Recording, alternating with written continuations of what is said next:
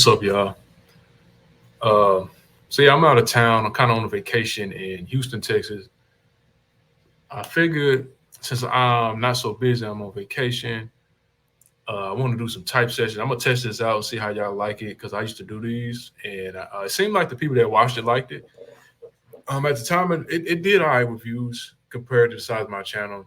Did kind of slow down a little bit. I don't know if maybe people are wondering what Myers-Briggs type celebrities are anymore, but I'm gonna start with some stuff that we already kind of most people kind of agree on, and I'm gonna start to branch off into maybe more people that don't more types that people are more, like a little more debatable in types that people can't quite agree on, and I'm kind of start deciphering a little more. But I figure let's do Eminem. Eminem's a pretty we agree on that now, but I'll tell you right, I was one of the first people to say Eminem was an ISTP before all these people are saying it now. I was literally one of the first people. I went on, IDR Labs. I was one of the main people that went on RDR Labs and told them they were wrong. Like RDR Labs used to be called celebrity types, and then they used to get a lot of controversy for their list because it's kind of weird how they type it. They gotten a lot better though over the years. I'll tell you that. I used to have Eminem mistypes. Then I went on there and I pointed out a lot of reasons why they were wrong. Because they used to have a comment section where you could do that. Before they deleted the comment section. And I went and did that. And I also made a video on my channel, which I deleted a long time ago because it wasn't like my best work. But I don't know. They might have saw it, maybe not. But I went and told them. And a few other people that watched my channel went and watched it. And they went and told them too. And then eventually they just ended up changing them. I look up one day and they changed them. Pretty shortly after I had mentioned it. Then they deleted the comment section because they didn't want to hear nobody else mess. Like, because people are always trying to debate, man. And I guess everybody does have different preferences and things like that, but you do gotta respect people's preferences and opinions. But sometimes, like I say based on certain things. I mean, you can definitely like say someone's wrong about things, though, of course, too. But yeah, um, my main thing is I respect other people's opinions and stuff like that. I just don't like give an educated opinion. You know what I'm saying? Like I respect educated opinions. You know what I mean? So if you have an uneducated opinion, you trying to tell me I'm wrong about something, that's a whole other thing. But for the most part, we all can agree he's nice. But let's look at this, man. I'm gonna try to point out some of his behavior. This is an old 60 minutes interview. I'm starting with something easy because I'm a little rusty. I ain't gonna lie to you. I haven't been focusing too much on typing people lately in a while. I mean, I do still do it when it stands out to me, but I don't like focus on it as much as I used to. So um, let's get started, man. Still trying to figure out how to use this stuff. This is a new little system for me, but let's get it going. Okay. A Correspondent Candid with Anderson Cooper. Y'all remember this, What was right? it like to walk down the streets of Detroit with Eminem? Walking anywhere with Eminem is really interesting. I mean, it's there's a level of security which is pretty intense. Phils and just sit there all day. Can you get two Diet Cokes? You buying? Yeah, sure. Yeah. Wow, thanks, man. Appreciate it. Is it still refills, like as many as you want? As long as you're in the dining room, you get a free refill. As long as you're here in the dining room? Yeah. All right. He was good-natured about it all. He was like, so this isn't awkward, you know? Right, I mean, yes. He has a sense of humor Isn't to where, speaking of that, he has like a sense of humor to where you could mistake it as like he's an intuitive. I can see people maybe mistaking it as him being an intuitive. I understand that. The thing is with ISTPs, there's a lot of ISTPs who have well-developed introvert intuition. Like I think maybe our type develops our tertiary function quicker or something. I don't know what it is, but a lot of ISPs have developed NI. I think that because we tend to have problems developing it, stuff like that. So like it's hard for us to develop our extroverted sensing. It can be hard for somebody to develop extroverted sensing. So weird at all, by the way. Yeah, no. This is not awkward at all. Not at all. It's very natural. When you're doing an interview like he this, has a great sense there are of moments humor. that are just kind of awkward and stupid, and I think I always point them out to the person. So we're just gonna walk from here to there. Okay. So that the person knows that we know that this is awkward and stupid. And Just hanging This is out. old, man. I remember this from a long time ago, actually. You guys good? there's always like cheesy walking shots. Then I become self-conscious about how I walk, and what are you supposed to talk about with that person? I mean, it's just a little sort of freestyle because If I was verbally, if you've dulled. So I was trying to get him to do that a little bit, and You got to really basically kind of scoring a analyze. knockout punch verbally. So I was trying to get him to do that a little bit with me. Listen, if you're not up to the challenge, if you've dulled, If I was to do something, it could come off really whack. Okay, so let's keep in mind too. Like, I know people sometimes say, okay, you can't type a celebrity because they act in a certain way on camera, and like the whole point, like the whole of course I know that. Like, I got common sense. Like when I'm doing stuff like this, I'm going to look at and see and keep in mind, like, could they be on camera? And part of it is figuring out if they're doing this for the camera, if it's genuine. And like that's another thing you can practice and get good at as well. You don't have to like. For instance, there's people that are body language experts that probably can tell the difference. If they knew Myers-Briggs, I'm not a body language expert, but I actually have a little bit of interest in doing something like that because I actually like doing this stuff. I would be open to trying to be a body language expert. I'm gonna try to. If anybody knows how to get into there, let me know. But yeah, man, you can do that. Like with practice, you can know the difference. Like, let's use our common sense. Like you don't like. Anyway, not a lot of. Some people aren't good at it themselves. So let's see. But I might do something and say that your shirt is really black. But hold it right there, because I don't fight fair. I've got an idea that's a nightmare. You have white hair. something along the lines of that, I would think. all right, that works. Because the black shirt, the white hair. I don't know. I'll say one thing, man. Hold on. His body language reminds my own body language a little bit. I can see it a little bit. When I'm talking to people and stuff like that, I kind of do similar mannerisms myself. And this is not a definitive reason for me to types, because I've seen people with different types of me. They might have similar mannerisms to me just because they have a similar function to me. They have some of the same functions as me or something, It might not be the same type. So I'm just something I notice right now. All right, well, thanks. Hey, it rhymed, man. All right, it did. It did. All right, what's up, guys? So I found a better video this time. That wasn't the video I was looking for. I did pick a few things out of it, but I found the one I was looking for. That was behind us. I didn't really read the title that much before I downloaded it. I just wanted to be fresh, so because I didn't want to be something I watched or just watching and so I just kind of did it. So I found a better video this time. So let's check this out. This is actually what I was looking for. Eminem broke.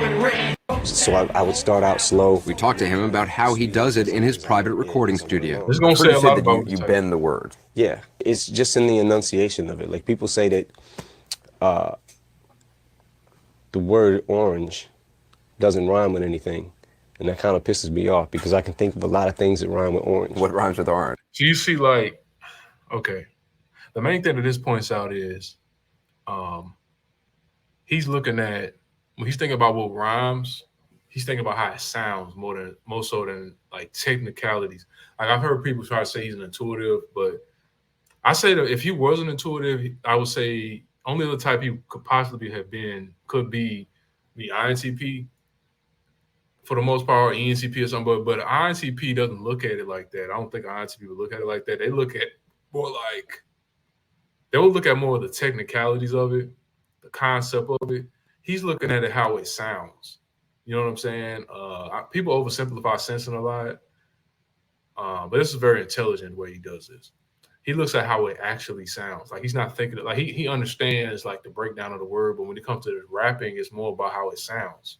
So technically speaking, he understands it pretty well. You know what I'm saying? Because like extroverted sensing is all about the 5 senses. I mean, that sounds simplified, but it's actually more complex than just that. I mean, it's kind of right, but it's really more than two than that. So, yeah.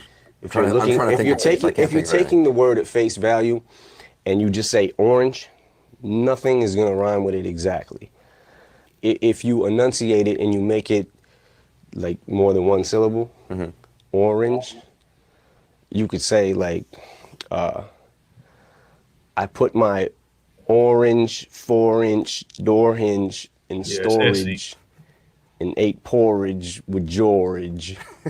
You just have to figure out the science to breaking down words and try. So you listen to that, he said you got to figure out the science to break it down words. He's talking about introverted thinking. Figuring out the science of breaking. That's him using his introverted thinking to find little like leverage points and stuff like that. And every word he hears, I remember watching this. I remember later he was talking about he does this all day because that's what he does. Like we could be kind of, when we really love something, we have a lot of ICPs. This is like something people don't know about. We are some of the most passionate types, but we express our passion differently, maybe. But I think we are one of the most passionate, like next to maybe probably ISFPs, super passionate people. Like we really love to do something. We'll sit and we'll think about it a lot all day. We have obsessive nature about it that we bring to it, which is a lot of the time why we tend to be good at things, because we obsess over it. We always trying to find a little leverage. You know what I'm saying? Now, me saying he's an ISTP, I'm not saying he is like me or anything necessarily. I mean, we do have similarity, but he does a lot. He doesn't do it. Everything he does, I don't necessarily agree with. I'll tell you that. Like, it doesn't mean I'm agree with everything he does. I've seen ISPs I don't like. Like, and I mean, he's not. I mean, it's not that like cookie cutter. Like, you can be two different people to be the same type. You know what I'm saying? I see some similarities in him that I see in myself. So, yeah. And do you think about this throughout the day? I mean, you're driving along, you think about rhyming words? Yeah, all day. Yeah, I actually drive myself insane with it. But it's interesting. I mean, for a guy who hated school. And also, I forgot to mention that aids us in skill building. Like when we can reflect on our techniques and things like that and replay it in our heads. We tend to do that. And we can actually skill build like that, almost like it's kind of like visualization. Maybe we replay it in our head a lot though. That's common. I've done that. I've literally done that before. Like I did a kind of an experiment with that because I learned that you need to take breaks sometimes from like working out and stuff like that. So with basketball, I did that. I was working too hard. I guess I took a break. I came back so refreshed. I took like 2-week break, and I feel like when I came back, I was playing. I felt so good coming back because during that time when I was taking time off from just playing, I spent a lot of time visualizing. I would think about certain moves and how it feels to do certain moves in my mind a lot and stuff like that. I mean, that's actually a common technique. Some people do. Not a lot of people know about it though, but I think ICPs, we tend to do stuff like that. We'll obsess and really try to break apart things we do within a niche. So, yeah. School, who, was in the 9th grade 3 times, you spend all your time thinking about words. I found that no matter how bad I was at school, and no matter how low my grades might have been at sometimes, I always was good at English. But I heard that you used to read the dictionary. Now, I'll tell you what, I actually relate with that myself. I didn't struggle as much as he did in school, but I had my own problems in school too, even though my teacher would always say I was intelligent, stuff like that. But I had problems like paying attention in class. I like I said, I think I probably had ADHD. You know what I'm saying? I say that sometimes and people don't actually believe, because a lot of people have a misconception about what ADHD actually is. But definitely, I was always at like, I had a problem with paying attention. I didn't know how to study. Like, let's put it like that. Like, my thing is, I read. If I'm interested in something, I'm gonna read it. I can absorb all that information and understand it very well. Like, y'all see it on my channel, like Miles Briggs. I understand that subject very well. I can read, take a lot of information on it, and I really decipher it, and I understand it deeply, probably deeper than most people I come across. But yeah, school. I could get like C's. Because a couple times, I don't think I really ever failed a class, but I've come close a few times. But the thing is that it wasn't congruent with how like people would say how intelligent I was. So that's the thing too. So yeah. I just felt like I want to be able to have all these words at my disposal in my vocabulary at all times, whenever I need to pull them out. Somewhere. That's an ICP mindset. So another thing right there. This is a great interview, great example. But that's how we think, man. ICPs are tool-oriented individuals. Like in this case, these are like mental tools. He's thinking of words as mental tools. Like, so he's describing like the tool mindset of ICP pretty much. Like, pretty obvious. They'll be stored, like locked away. His words are stored, but they're not exactly locked away. He actually keeps them in boxes. So you store stuff in just boxes like this? Yes. Inside are hundreds of scraps of paper on which he's obsessively scrawled down words and phrases. So, wait, this is a pad from a hotel in Paris, looks like. Yeah. And you This just is scribbled that you have 4 little. So like you see, I see like when this is pretty much same thing. Hold on. This is the same thing, but when I do this in a different way. Like when I'm making videos, for instance, you see sometimes I'll make videos and I'll just make it right away. I'll say that in the beginning of my video because it's like I have a good idea, and if I don't execute it right away or some way, I'm gonna forget about it. This is an extroverted sensing thing. If y'all like, a lot of people don't know this about extroverted sensing, but extroverted sensors have this thing where they can have great ideas because we're in the moment creative. Like extroverted sensors are creative, but we're in the moment creative.